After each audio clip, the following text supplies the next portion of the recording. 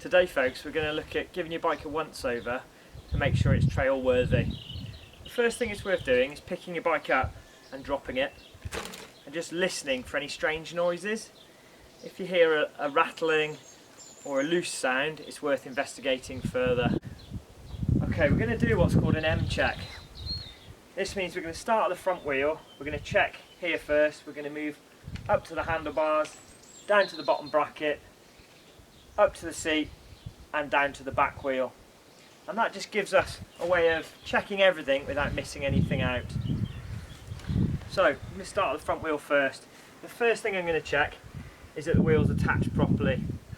So I'm going to make sure that my quick release is done up nice and tight. I might just undo it and do it back up again, and it should be facing upwards or backwards.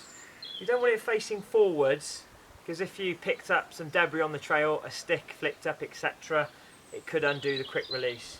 So make sure that's done up properly. The next thing I'm going to check is the brake caliper. So we're going to have a look at that. We're going to make sure it's attached firmly, so I'm going to give it a wobble side to side. I also want to check the brake pads while I'm down here to make sure there's enough material on them. I'm going to have a look just in here to make sure there's enough brake pad. What we're looking for with the brake pads, let's get the spring,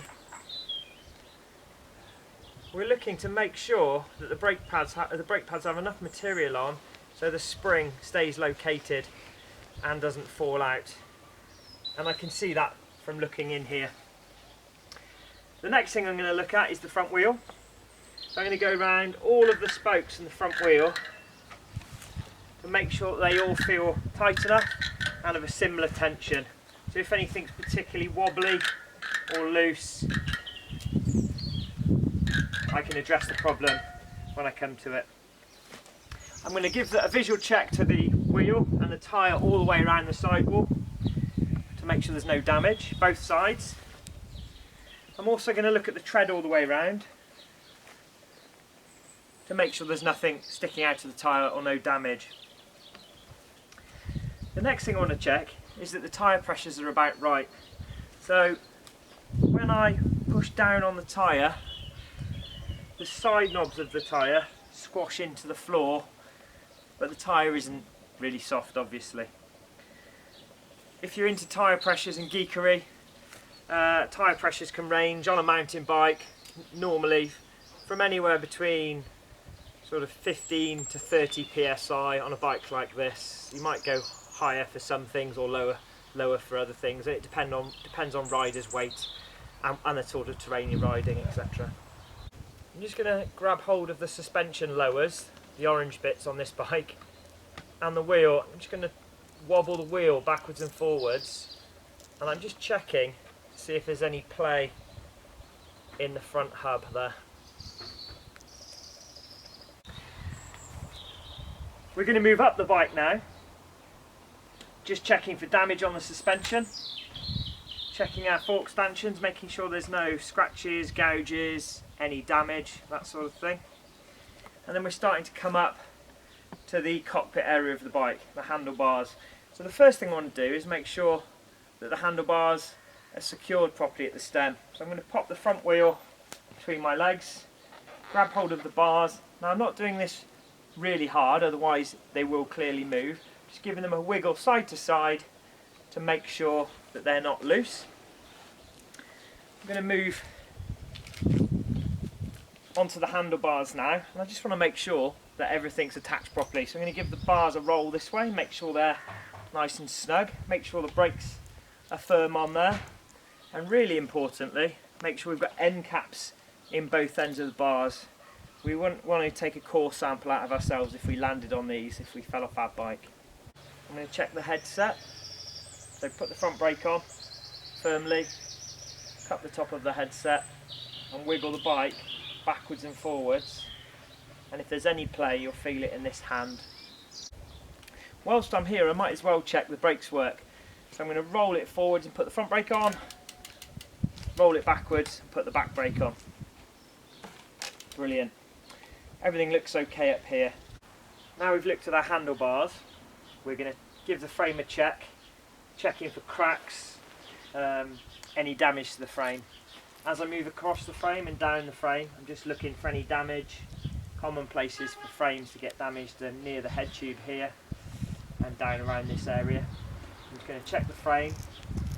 As I get to this rear suspension, I just want to check the rear suspension to make sure that the stanchion here is it's not got any damage and that all the pivots are attached properly. As we come down to this area, again just checking things are attached properly. You can never check too many things on a bike. I'm going to come down to the drivetrain. So I want to make sure my cranks are attached properly. When you're checking bits on a bike, it's good to isolate each bit. So there's no point in hanging onto the seat and wiggling here because you might feel play in lots of different areas. So I'm going to grab hold of the main part of the frame, which is what the crank's attached to, and I'm going to move it in and out. And I'm just looking for any play, any loose sort of feeling in that. That's nice and solid. I'm also going to grab my pedals and wiggle them this way to make sure there's no play in those. That's all good. Okay. We're moving up now in our M shape, so we've been from the front wheel, up, down, we're going to go up towards the seat, and again checking for any damage, any cracks, and as I'm moving up I might just grab the frame here and just lift it and drop it very gently. On a full suspension bike, if there's any play in the pivots, you'll feel it if you do this. Moving up to the seat, I've got to drop a seat post, so I'm just making sure that it's not damaged at all. And I'm going to grab my seat and I'm going to check it doesn't wobble from side to side. If it is a drop a seat post, you will have some play in it, but you don't want too much. I'm also going to wiggle the seat up and down this way as well. That's all fine. We're going to carry on our M shape from the seat down towards the back wheel. Whilst on the way down to the back wheel, it's worth checking the frame, making sure there's no damage both sides.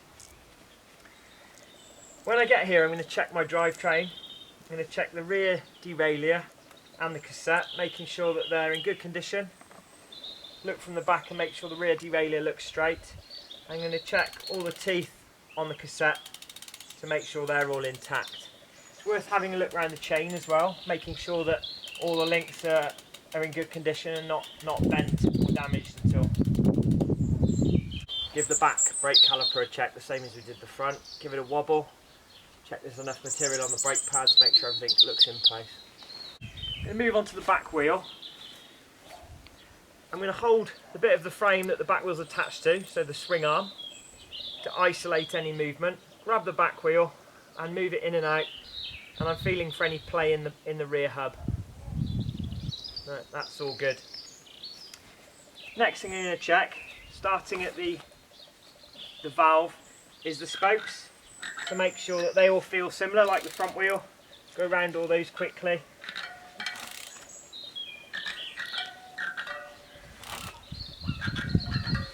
And they all feel good.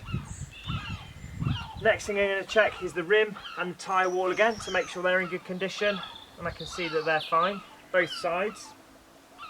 I'm going to give a visual check to the tread and make sure there's nothing sticking out, no damage to that.